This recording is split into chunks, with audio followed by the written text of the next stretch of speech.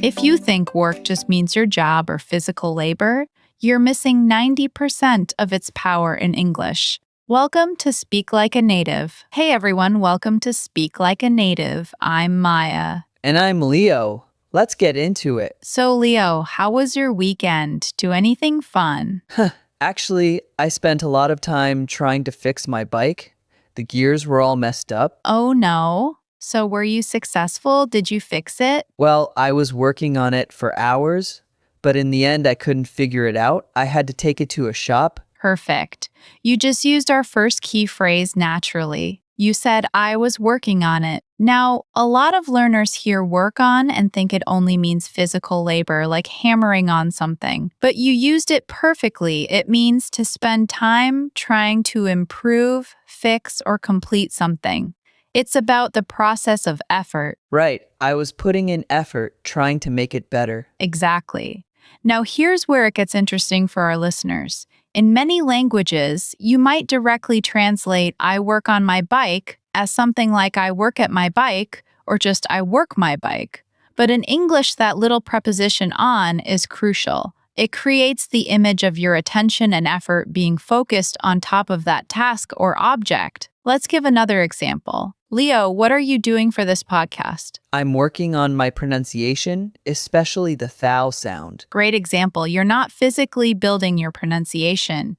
You're dedicating time and effort to improve it. You're working on it. Now imagine a project at your job. What would you say? I'm working on the quarterly sales report. It's due on Friday. Perfect. So we have work on for the ongoing process. Now let's introduce our second superstar, workout. Leo, when you took your bike to the shop, what did the mechanic do? He figured out the problem. He found a solution. Yes, he worked out what was wrong. Workout often means to find a solution, to resolve a problem, or to understand something after thinking about it. It's about the result of figuring something out.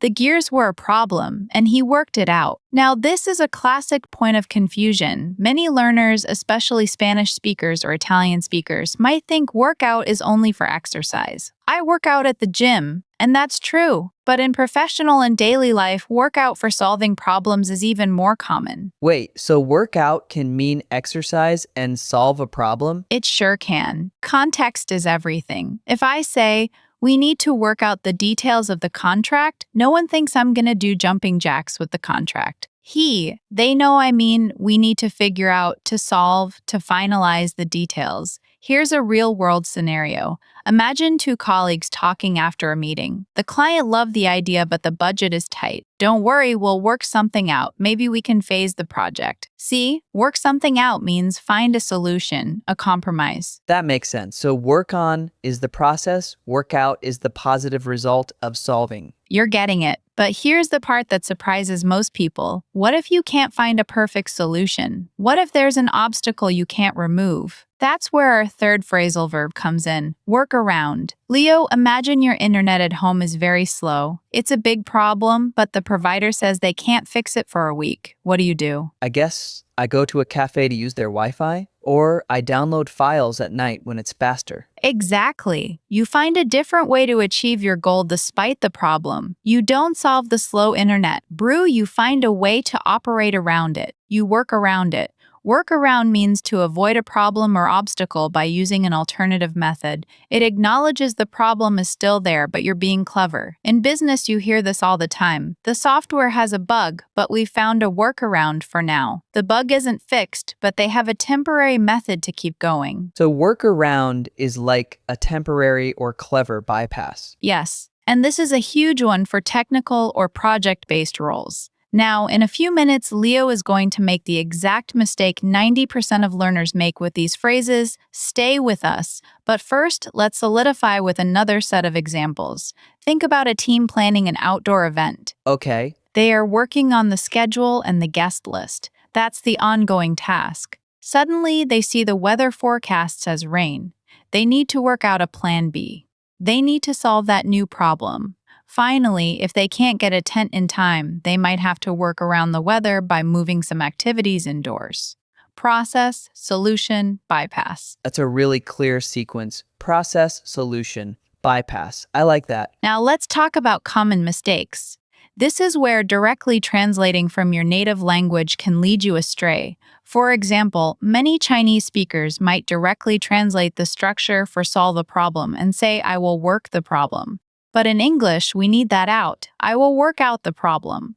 Or they might say, I am working for the report, thinking of the purpose, but it's working on the report. Arabic speakers might sometimes omit the prepositions altogether, because the verb alone carries more weight in their language structure, leading to I work the project. But we need I work on the project. I can see how that happens. The prepositions feel small, but they change the meaning completely. They're the secret sauce. And here's another classic error. People mix up work out and work on when talking about personal improvement. They might say, I need to work out my English. While I understand they mean improve, it sounds a bit odd, like they're going to solve their English like a math equation. It's more natural to say, I need to work on my English, focusing on the ongoing process of study and practice. You work out a specific problem within your English, like I finally worked out how to use the present perfect. Oh, that's a subtle but important difference. Now get ready for the mistake.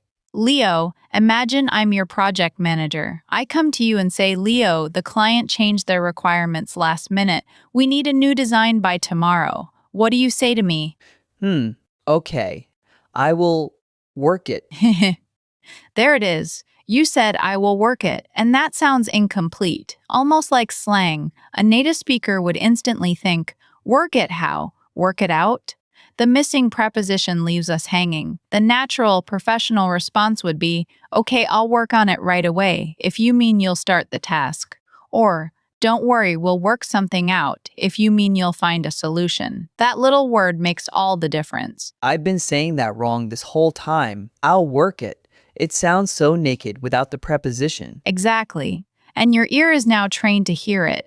For our listeners, this is the magic. Your brain starts to crave the complete phrase. Work on it, work it out, work around it. They become chunks of language. Now, let's dive into the cultural context. Why do these phrases matter so much in American work culture? I'm curious. American work culture highly values proactivity, problem solving, and can-do attitudes.